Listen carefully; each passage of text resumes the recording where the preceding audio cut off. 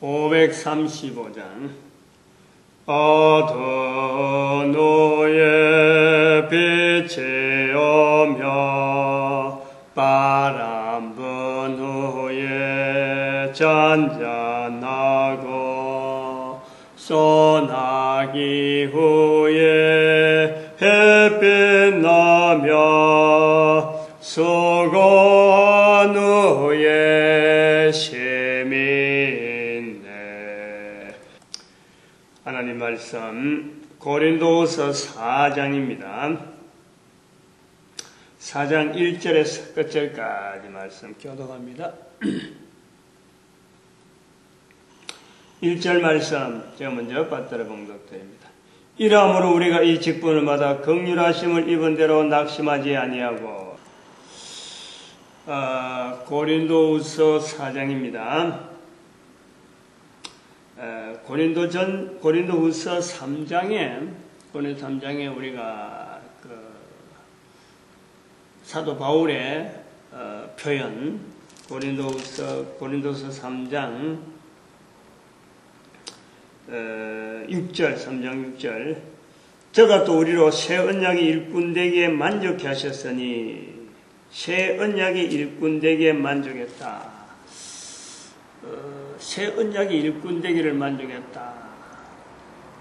구약에 있는 어떤 일꾼, 새 언약의 일꾼이라 하는 이 표현이 사실은 우리가 이 본문을 갖고 붙잡은 건 아닌데 창세기 9장 13절, 역대상 9장 13절로 넘어오는 이 과정에 9장 13절이라고 하는 이 내용이 똑같으면서 거기에 무지개 언약이 있어요. 무지개 언약. 창세기 9장 13절 무지개 언약.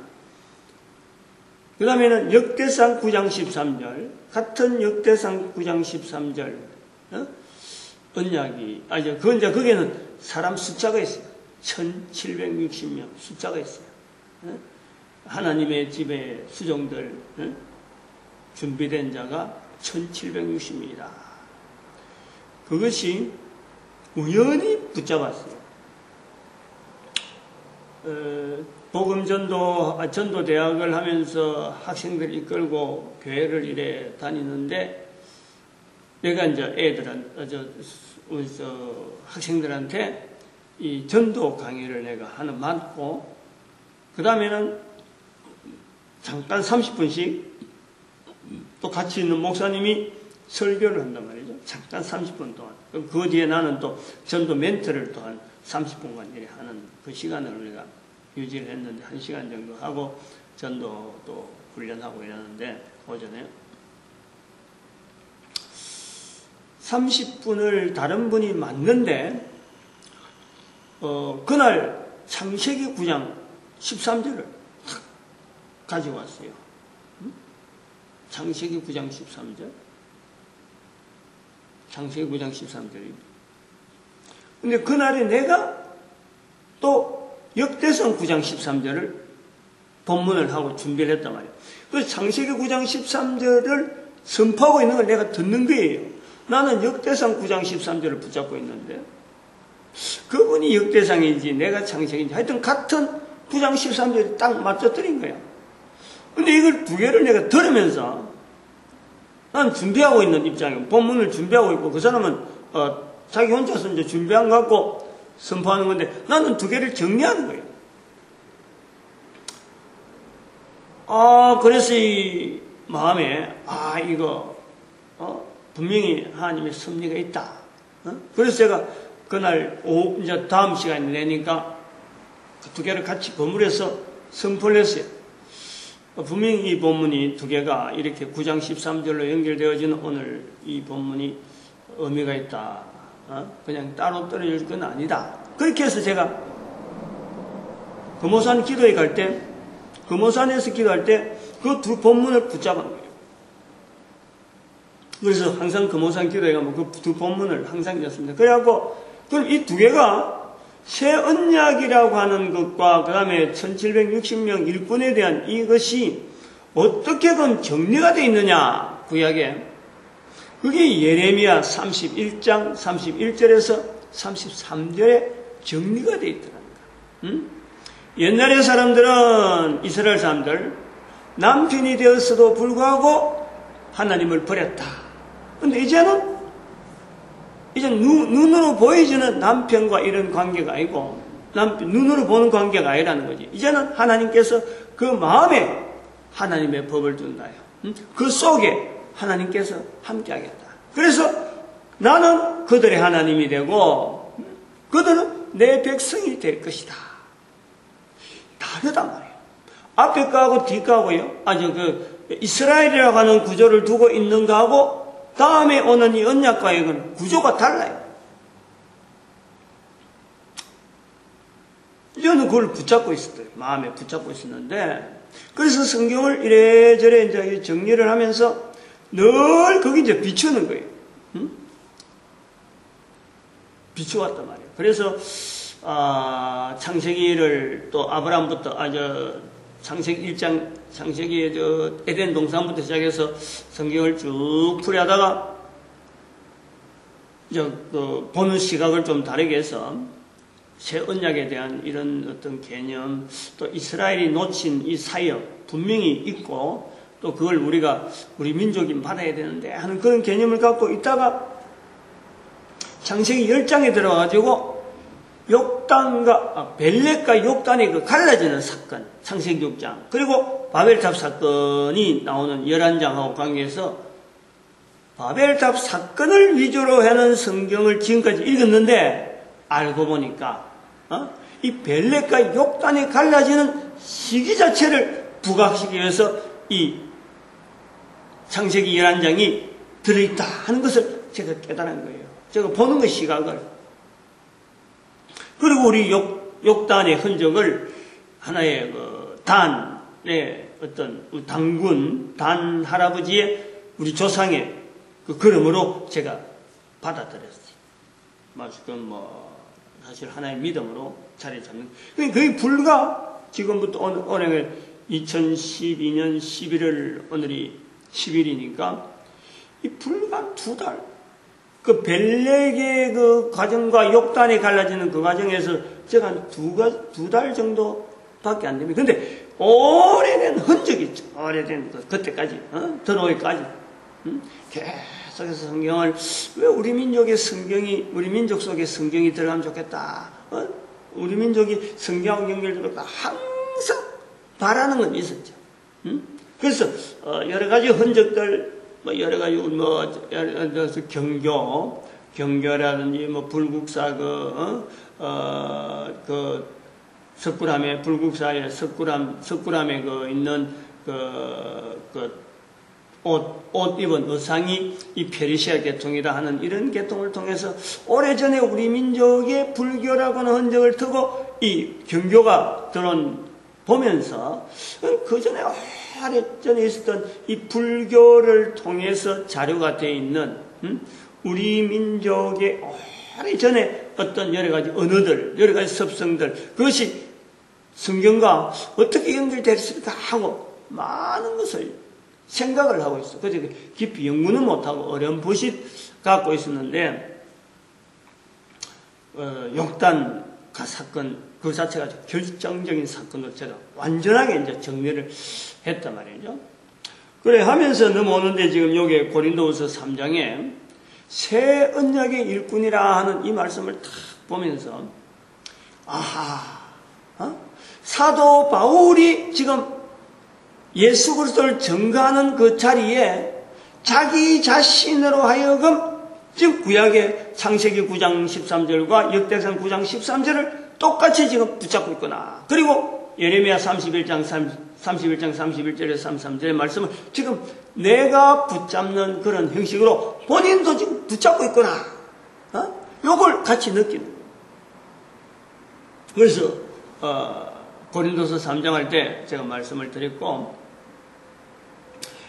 그러한 연유 끝에서 우리 끝에서 지금 연결되어야 되는 거예요. 그걸 잘라버리면 안 되는 거예요. 그러면서 오늘 여기 10절에 나오는 사도 바울의 표현.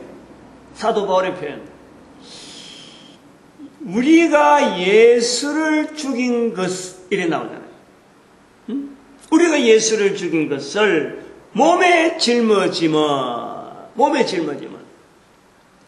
예수의 생명도 우리 몸에 나타내게 하려 함이라.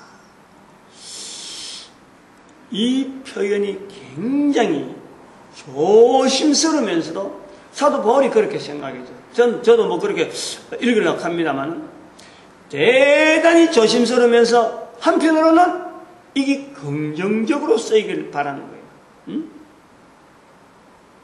어떻게 보면은 사도 바울은 두 가지 면에서 부정적으로 볼 수도 있는 거고 긍정적으로 볼 수 있는데 사도 바울은 부정적인 것을 그만 잊어버리고 긍정적인만 바라보다가 아마 이렇게 표현했는지도 모르겠어요.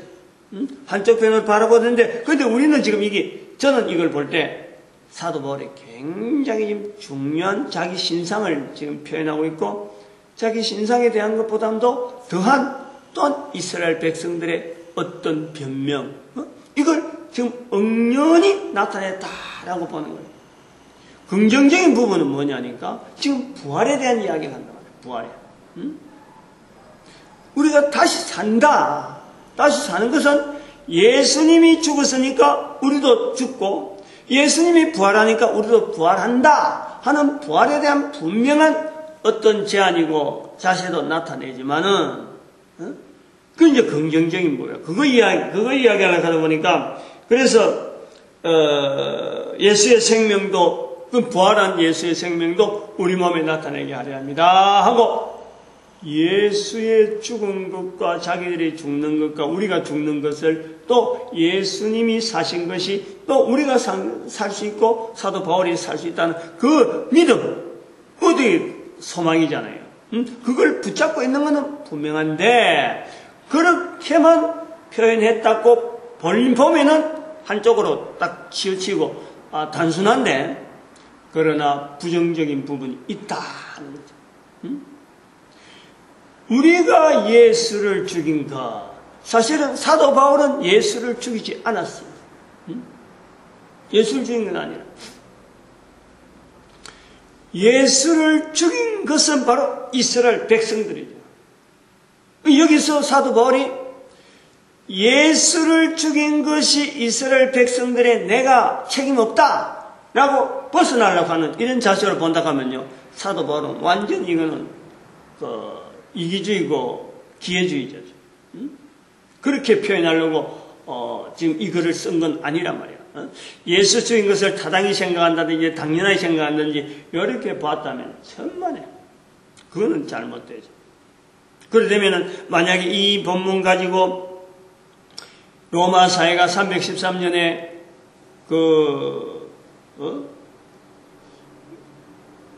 기독교를 공인하고 그래서 공인할 때 로마 사회에 대해서 분명히 교회가 나타내야 될 로마 사회가 잘못됐다, 예수를 죽였다라는 것에 대해서 우리가 분명히 자리를 매겨줘야 되는데 사도 바울이 지금 요 이야기하는 것에 대해서 이스라엘 백성들이 예수 죽인 것을 피하는 표현으로 봐버리면요 그거는 오히려 그 313년 사건에 빌미를 주게 되는 거예요. 제가 이 본문을 왜 붙잡으면서 3장에 있는 고린도서 3장 6절에 있는 새 언약의 일꾼하고 연결하려냐면은 이스라엘 백성들이 예수를 죽인 것과 분명히 연결은 돼 있다. 연결은 돼 있다. 법적으로는 재판한 것에 대해서는 로마인이 분명히 로마 제국에서 죽었지만은 죽게 만드는 하나의 방편으로서 그거는 유대인들이요 벗어날 수가 없는 거예요. 그리스도를 기다리는 민족으로서 그리스도 앞에서 그리스도를 거부했잖아요. 이거는 벗어날 길이 없어요. 그래서 유대인들이 그리스도를 기다리면서도 불구하고 예수 그리스도를 죽음에 내어주듯이 사도 바울도 하나님에 대해서 충성한다고 하면서 예수 전한 자들을 죽이는 데에 자기가 앞장선 거예요. 요것이 젊어졌다는 거지. 젊어져는 몸에 짊어지면 예수 그리스도를 죽인 것을 몸에 짊어졌다. 그것에 대해서 죄를 타당하게 어떻게 응분의 대가를 받아야 된다 하는 이런 개념보다도 그거 자체를 짐으로 그거 자체를 큰 부담으로 안고 있다는 거죠. 안고 있다. 이것은 일종의 빚진 자야. 빚진 자. 그러면서 이 내용이 새 언약의 일꾼, 새 언약의 일꾼의 하나의 어떤 모델로 보는 거예요. 모델.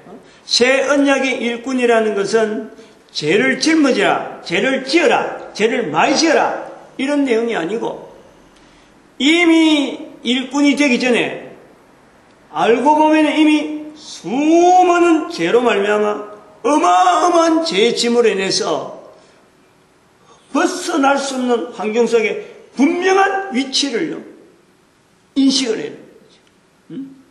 새 언약의 일꾼이라는 소위 말하는 전도자라고 하는 이런 자리라는 것은 저는 엑대상 9장 13절에 나오는 1760명의 하나님의 전해일에 수종될 사람 이렇게 나오는 1760명을 바로 오늘날 전도자의 걸음으로 제가 해석을 하려고 했는데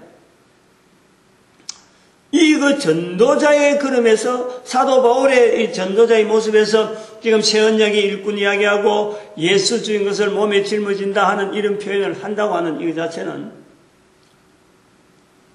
예수 그리스도가 아니었으면 우리가요 하나님 앞에 나아간다 하는 이것 자체는 어림도 없는 겁니다. 어느 누가 감히 하나님을 부를 수 있는 자리에 하나님의 또한 일꾼된 자리에 감히 우리가 갈 수 있겠어요? 어림도 없어요. 생각도 못하는 거고 이거는 정말 참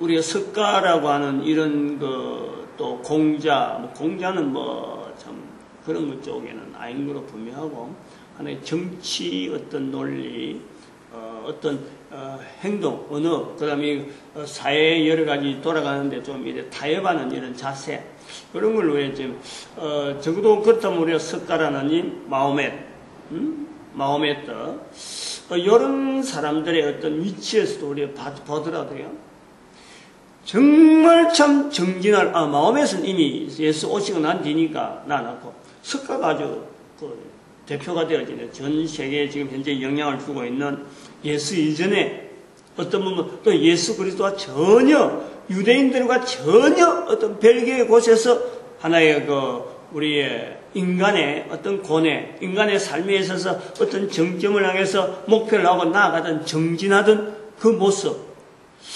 근데 아무리 가도 끝이 없습니다. 답이 없는 거예요. 그게 우리 모습이에요, 우리 모습. 석가니까 해탈했다. 그거는 뒤에 있는 사람이 이야기죠. 아무리 가도 끝이 없는 거예요, 아무리 가도. 우리가 이 비교해서라도 분명히 알아야 되는 거예요. 예수 그리스도가 안 계셨으면, 오시지 않았다면, 우리 모든 인간은 다 똑같은 거예요. 다. 근데 예수 그리스도 오심으로 말미암아 우리가 중요한 것은 바로 죄 용서라는 것을 우리가 얻게 되잖아요. 그 길을 나타내잖아요. 분명히 우리가 예수 그리스도와 연결하는 것은 그 개념으로 얘기해요. 그 다음에는 우리가 사탄이라는 존재를요, 우리가 안다는 거지. 사탄의 존재. 사탄이 뭘 하기 위한 존재며, 사탄의 존재가 분명히 실상이 있다는 것을 예수 그리스도 통해서 드러내게 해요. 인간들이 원수가 있다니, 인간이 원수. 인간이 왜 이래 살아가느냐? 그럴 때에 분명히 우리의 환경 자체를 깨달을 수 있는 것이 바로 죄라는 이 어마어마한 힘, 분명한 어떤 개체, 분명한 인식을 해야 될 부분. 그리고 바로 그것을 이용해서 인간에게 있는 이 죄라고 하는 이 어떤 환경을 통해서 인간이 그 속에서 딱 고정되어 있는데 그걸 이용해갖고 철저하게 인간을 유린하는 그 인간 원수 사탄 그 두 가지 내용을요 예수 그리스도를 통해서 분명히 인식을 그거를 우리가 조명해 보면은 내가 지금 현재 살아있는 지금 자체가 어마어마한 죄 중에서도 불구하고 죄의 어떤 환경 속에서도 불구하고 내가 그걸 하나님을 찾아갈 수 없는 내 모습을 보는 거예요. 우리의 모습이 지금 그런 것입니다. 그것을 이제 사도 바울의 입장을 오늘 본문 말씀에서 예수를 죽인 것을 몸에 짊어지면하는 이 부분을 우리가 비춰보는 거예요. 비춰보. 사도 바울에게 있어서 예수 그리스도를 통해서 자기가 직접 죽인 건 아니지만은 그 제자되던 사람들을 내다 버리는 이 부분에서 죽이는 자리에 내주는 이 정인되어지는 모습. 서대반이 죽을 때도 그랬고 뭐 여러 가지 다른 사람들 잡아서 막 옥에다 엮는 이런 일을 앞장서서 했단 말이에요. 그렇게 당당하게 잘한다 하던 일이 예수 그리스도를 통해서 딱 바라보니까 그게 전부 다 죄인 거예요. 죄. 우리가 이 부분을 통해서 사도 바울의 그 자세를 한번 살펴보는 거예요. 부활이라고 하는 그 사건 자체를 붙잡으려고 하는 그 내용, 그 다음에 다가오는 심판에서 예수 그리스도의 부활, 그리고 예수 그리스도 부활이 있다 보니까 예수님의 재림에 대한, 다시 오시리라 하는 이 예수님의 재림에 대한 이 인식을 자기가 탁 잡고 있는 거 아니에요. 그러니까 심판이라고 하는 이거를 항상 이 사도 바울은 염두에 두고 있는 거예요. 심판. 그건 우리가 벗어날 수가 없는 환경인데 사도 바울은 특별히 그 부분에서요. 부각을 많이 시킨단 말이에요. 그래서 이것이 전도자에게 우리가 다 적용을 해봐야 돼요.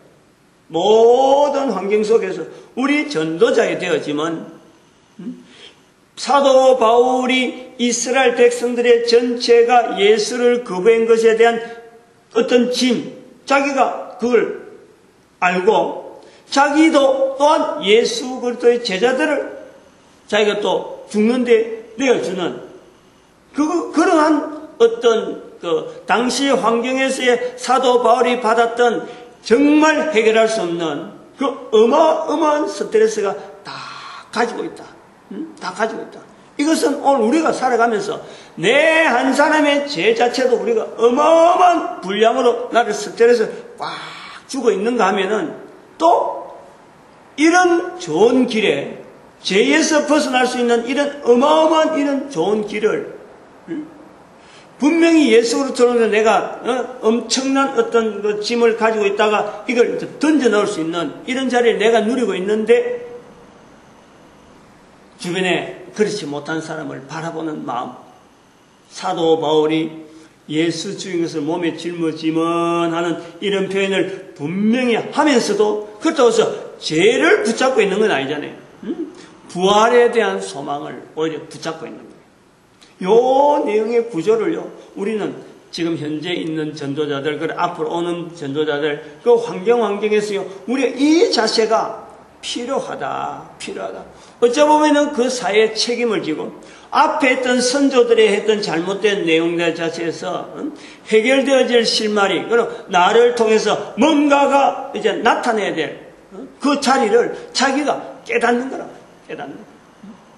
그냥 흘러가서 나는 비껴갈란다 하는 것이 아니고 흘러오던 그 죄의 흐름이라든지 여러 가지 사회의 여러 가지 부조리한 부분들, 인류 자체가 잘못되어서 나아가는 이런 부분에서 바르게 하려고 하는, 올바르게 잡으려고 하는 일에 내가 지금 현재 있는 여기서 생활하고 있는 이 여기서 적어도 하나님을 믿는다고 하는 이것 자체가 도대체 어떤 관계가 있는지 고민하면서 주변에 있는 이 여러 가지 시대를 보고 상황을 볼 때는 이건 분명히 옳지 않는 요소가 있다. 처음부터 아니야 물론 뭐 어린 애들이 이 깨닫기는 힘들어요. 저도 나이가 60쯤 되어 오니까 그런 것이 하나하나 발견돼 가지고 지금 정리해서 책을 만들고 이렇게 가져오고 있죠. 아무튼 그건 조금 있으면 예를 하나 들키고, 이 우리가 살아가는 이 현장에서 하나님을 믿는다. 적어도 내가 거기서 하나의 고민하는 한 사람으로서 내가 있으려고 하면요, 이 믿는다 하는 이 부분에 대해서 도대체 내가 차별이 뭘 두느냐. 믿는다와 믿지 않는다. 나는 분명히 그럼 예수를 통해서 이런 사건을 위해서 내가 응분의 어떤 내 자신의 구별되어지는 내 달라진 모습이 있다. 나는 스스로 인정을 한다 하더면 이것이 내 삶의 차이가 어떻게 나타나야 되느냐. 드러나야 돼. 드러나야 돼. 어떻게 나? 그것이 오늘 2절에 있는 대로 오직 진리를 나타내므로 나타낸 나를 나타내야 돼. 사도 바울이 바라본 진리가 있는가 하면은 그 진리 속에서도 우리가 지금 영향을 받고 있는데 동일하게 역사하시는 그 진리의 영 되시는 성령님께서 사도 바울이 역사했다면 우리도 똑같이 역사하는 거예요. 그 진리를 나타내야 돼. 나타내야 돼.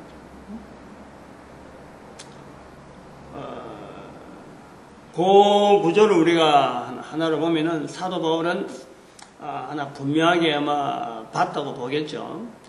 여러 가지 일들이 있는데 여러 사람들이 하는 일을 두고도 사도 바울이 유일하게 이방인들에게 복음 전하는 이 일에 대해서는 다른 사람들은 여러 가지 다른 사람들이 하는 거는 그 사람들이 할 일이고 사도 바울에게 있어서는 나는 오직 이 일이다 하고 지금 밀어가는 일이에요. 이것은 자기를 통해서 예수의 죽인 것을 몸에 짊어지는 자기를 통해서 진리를 나타내는 하나의 방편으로 딱 잡는 거죠. 잡는 거죠. 근데 모든 사람들에게는 다 이것이 있다는 거예요. 다 가능하다는 거예요. 모든 사람들. 그래서 이 모든 사람이 바로 빌립보서 2장 9절에 11절에 있는 말씀에 예수 그리스도를 가장 높은 자리에 두고 무릎 꿇고 그 다음에 예수를 주라 부르는 이런 사람들의 반열에 들어가지 않는가. 주변에 있는 사람들이 다 그만둬야 되는 게 아니고 그 사람들 하나하나가 전부 다 깨달아가지고 다 깨달아서 자기 한 사람을 통해서 살아가는 삶을 통해서 하나님께서 바라시는 분명한 삶의 진리를 나타내는 어떤 삶의 패턴이 분명히 있어져야 된다는 거예요. 제가 하나 예를 들려고 하는 것은 사도 바울이 이렇게 부활을 붙잡고 나름대로 자기 있는 위치 때문에 그런 거죠. 자기가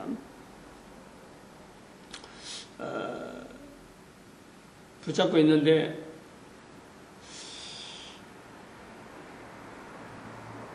이 부활과 연결되어서 참 저희들도 우리가 1년에 한 번씩 그 부활절 연합예배 이런 화면이 열어졌네.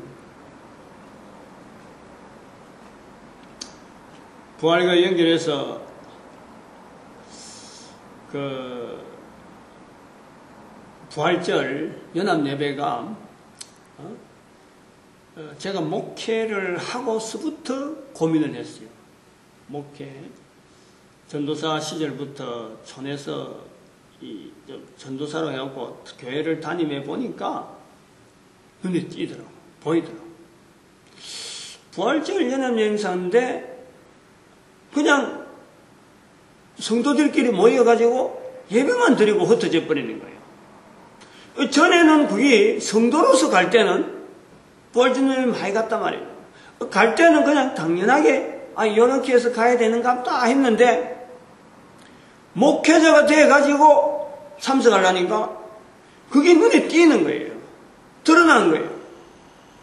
어떻게 부활절 연합 예배라 하면서 그냥 모여가지고 예배하면 드리고 그냥 뿔뿔 흩어질까. 촌에 있는 사람들 하면 오기도 힘들고 새벽에 막 시간 내고 배차를 막 하고 동네 사람들 다 이끌어 가려고 하면 막 사람 어느 차 막 차를 수배해 가지고 막 이렇게 멀리까지 가는 이런 것을 이래 보면서 이 부활절 연합에 이렇게 갈 것이 아니라 동네 사람들 이 부활에 대해서 모르는 사람들 많은데 이때 좀 부활을 알리는 그런 행사가 돼야 되지 않느냐 고민을 은근히 하면서 있다가 흠이 왔단 말이죠. 그 한 3년 있다가 근데 그래서 부활 때는 연합예배가 또 워낙 금지하게 박정희 체육관에서 늘 하고 그랬으니까 그래서 참석하니까 사람들이 굉장히 많이 하는데 초대하는 거하고 규모가 다르잖아요. 그래서 그러면서도 이 많은 사람이 우리가 여기 개척할 때에 묘하게도 개척한 설립 예배 드리는 다음 주간이 부활절이에요. 부활절 연합 예배였어요. 이 묘하게 그게 연결되었어요. 그래서 그날 우리 교회가 이 설립하고 바로 부활절 연합회구나. 그래서 이 부활에 정인돼야지 하는 이런 아주 기쁜 마음을 들고 구미에는 어떻게 부활절 연합회 드리는가 하고 참석해봤더니 그것도 사람은 말이야 그때는 빽빽해 있었어요. 굉장히 사람이 많았어요. 2001년도인가 그랬는데 사람들이 굉장히 많았어요. 지금은 뭐 반도 안 돼. 그때 비하면 반도 안 돼. 모이는 사람 숫자가. 그것도 행사 한번 하고는 연합 예배 행사다 하고는 모여갖고 그냥 각자 차 타고 다 흩어져 버린 거예요. 이야 이거 뭔가 전도하는 이런 아쉬운 거예요. 이 부활절 연합에 갔다 오면 뭔가 아쉬워. 허전해. 이거 좀 연합 예배 이 행사가 부활절 연합 예배가 이거 전도하는 행사로 되면 좋겠다 하고 그때부터 기도 제목을 삼는 거예요. 그전에는 기도 제목을 삼지 않고 부활절 연합 예배가 전도 행사가 되면 좋겠다. 아니 전도 행사보다도 알리는 행사. 좀 이 부활을 알리는 행사로 마무리를 하면 좋겠다. 이렇게 한 거죠. 마음에 기도가 생기더라고요. 기도가 생기더라고요. 그러다가 복음전도학교, 전도대학 이래 운영을 하면서 이제는 그것이 기도 제목으로 공식적으로 선포를 하는 거예요. 전도대학 하면서 뭐 학생들을 이끌어 가는데, 우리가 좀 힘이 좀 돼 보려고 좀 뭔가 자꾸 그 행사 주최측하고 연결해보고 조금 한데, 그냥 들러리로 이거 안내서 나눠주는 일에나 시키지, 우리를 통해서 이 전도하는 이런 그룹을 만드는 이 일은 시키지 않더라고. 이제 나는 그걸 접근하려고 어쨌든 그 행사 측하고 좀 이렇게 하나의 라인을 맺어보려고 했는데 그냥 안내지 나눠주는 것만 해도 대단한 큰 무슨 자리를 주는 것처럼 하고 있더라고.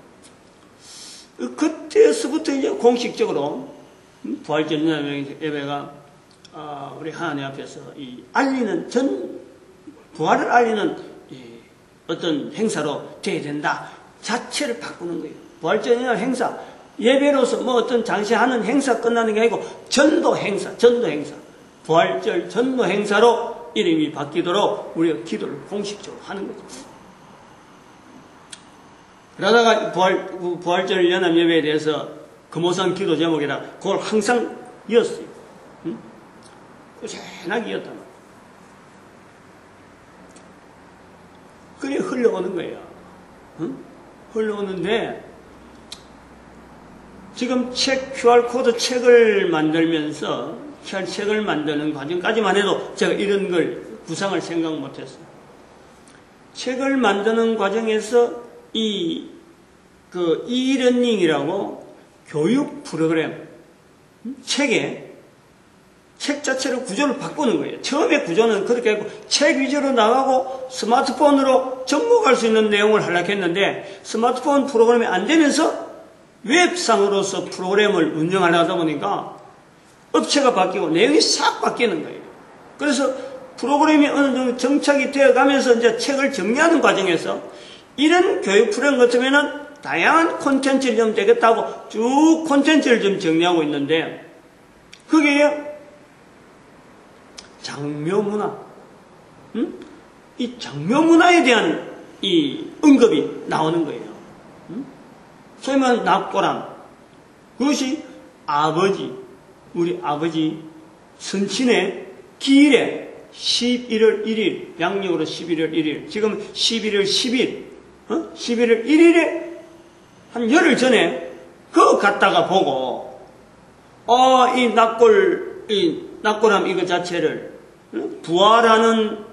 부활의 소망을 두고 있는 아버지를, 그게 아무도 그런 소망이 없는데, 똑같이 딱 놔두는 것이 내 마음에 탁 걸리는 거예요. 저거 좀 다르게 표현하면 좋겠다. 어떻게 다른 사람들은 부활의 소망이 없는데 부활의 소망이 있는 아버지를 좀 딱 표시해가지고 다른 사람들 보고 아버지가 왜 표시가 다르냐, 부활의 소망이 있는 사람이다, 이래 전부 다 문중이 다 보니까 좀 이렇게 되어지는 낙고람이 되면 좋겠다 하는 생각이 탁 들었단 말이에요. 그런 차원을 보다가 이제 돌아와가지고는 깊이 들어가는 거예요. 그 책에다가 이걸 웹 프로그램에다가 이걸 한 항목으로 엮고는 엮으면서 이렇게 설명을 쭉 해서 넣어보니까 이게 어마어마한 시스템으로 나오는 거예요. 시스템이란 온 국민들이 동참할 수 있는 납골함 연구 보존에 대한 어떤 시스템이 나온단 말이에요. 시스템.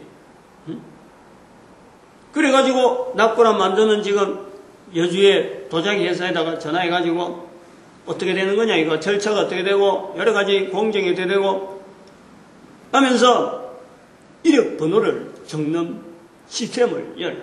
모든 납골함에다가 이력 번호를 집어넣고 이력 번호를 집어넣으면서 바로 한 사람 한 사람에게 부활에 대한 인식을 지켜야 되겠다. 납골함을 버리면 안 된다. 우리가 지금 무덤 관리에, 우리나라 무덤 관리에 방법이 없어요.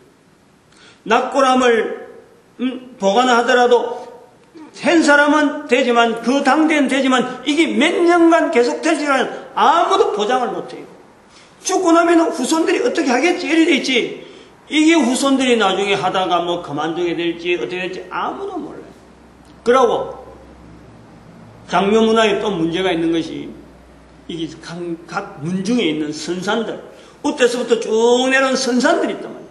이게 선산 관리가요 흐지부지해지는 거예요. 알고 있는 사람들에게 어느 정도 알고 지나다가 몇 대가 지나고 나면은 이게 나중에 말이에요 문중에 어떤 싸움거리가 되는 거야. 선산에 대해서, 그 지분에 대해서 어느 사람이 어느 정도 갖고 있는데 이거 형제들끼리 막 이게 다툼이 되어져. 장선 쪽으로 쭉 내려가다가 뭐 자꾸 찾아 이 사람들은 비껴가면서 계속 장선물에 가다가 결국에는 나중에 장선의 형제들끼리 이게 재산 분할 문제가 나온단 말이에요. 그런 무덤들이 아무데나 막 묻혀져 있고 막 그냥 막 폐기되고 되어지는, 관리하는 사람이 아무도 없는 무덤을 막 사람들 막 그냥 밟고 있고, 여기에 대해서 이 시신의 대를, 이 유골함을 통해서, 납골함을 통해서 부활에 대한 소망을 가지게 해야 되겠구나. 우리 민족 전체가 관심 가지는 하나의 주제로서 부활에 대한 소망을 만들어야 되겠다 하는 것을 제가 이렇게 하나의 시스템을 만들어 하고 있는 거예요. 그래서 그 책을, 그 내용을 책에다 넣고 또 왜 교육 프로그램에다가 거다가 항목을 주고, 그리고 우리 홈페이지 쇼핑몰에다가 딱 장착을 해가지고 누구나 객관화되어지는 납골함 하나하나마다 이력을 다 볼 수 있도록, 방문한 사람도 볼 수 있고 그 자손들이 볼 수 있고 그들이 한 일을 통해서 전체가 다 납골함 하나에 대해서, 하나 번호가 딱 주어지면 그 번호 하나에 대해서 전체 계속해서 적어도 인터넷이 운영되는 한 그 번호에 해당되는 사람은 누구든지 찾아와가지고 확인을 해볼 수 있는 거예요. 그 자손이 몇 번하고 관계되고 납골함 몇 번하고 관계된 게 또 여기 있다 해서 계속해서 관리를 해줄 거란 말이에요. 그러면은 그 후손들이 납골함에 대해서 쭉 읽어보다가 관계되어지는 납골함 번호, 한 사람에 대해서 이미 쭉 있는 그 납골함 찾아온 것에 대한 것이고 또 자손이 번져가는 것은 번져가는 대로 그 다른 낙고람의 번호에 대해서 계속해서 관계를 맺어가는 이런 시스템을 지금 글로 쓰고 있고 지금 여러 가지를 막 자료를 좀 준비하고 이어놓고 있어요. 일이 어마어마하게 조그마한 게 하나 탁 불거져가지고 지금 일이 엄청난 역사가 일어나는 것이 이 부활에 대한 내용이더라고요. 그래서 부활절 부활 행사를 바라보던 그 중심을 가지고 오래전에 있어 보니까 하나님께서 이런 것 조그마한 하나가 실마리가 탁 터지면서 어마어마한 민족운동, 국민운동으로 형성이 되고, 만약에 제가 바라기는 그래요. 내다보긴 그래요. 우리 민족에게서 이 내용이 잘 안착이 되면요, 다른 나라 사람들도 이걸 따라올 수밖에 없어요. 따라올 수밖에 없어요. 전 세계가 부활에 대한 소망을 접근할 수 있는 그런 구조가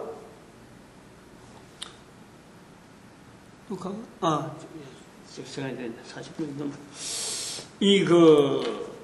낙고란 문화다 이래 보고 있습니다.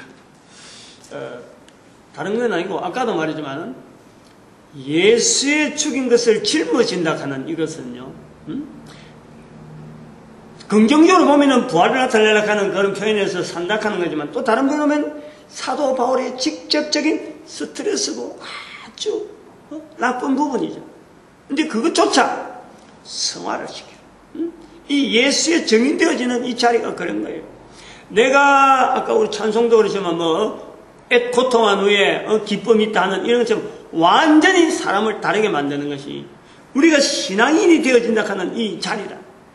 내가 신앙한다, 내가 하나님을 믿는다 하는 것은요, 이거는 내 삶의 어마어마한 변화가 예고가 되는 거예요. 그래서 그걸 나타내려고 나를 통해서 도대체 무엇이 다음 후대에 좋은 방법으로 선하고 아름다운 내용이 정착될 수 있는 사회적인 기여가 내가 어떻게 할 수 있는가 하고 고민해 보면요, 반드시 거기다가 딱 하나님께서 그 사람만이 할 수 있는 어마어마한 일이 누구나 준비되어 있다. 그래서 모든 사람으로 예수 그리스도를 주라 부르는 그 자리에 우리가 동참하는, 쓰임받는 도구로서의 우리의 삶을 볼 수 있는 거예요. 오늘 우리 전도자가 되어지는 것에 대해서 감사해야 되고 소망해야 되고 열심히 정진해야 되고, 그리고 그 교회는 전도하는 일에 하나 되어지는 이 참 복된 사역, 그리고 우리 민족이 이 귀한 일에 쓰임받도록 축복하는 시간으로 주여 삼창합니다. 주여!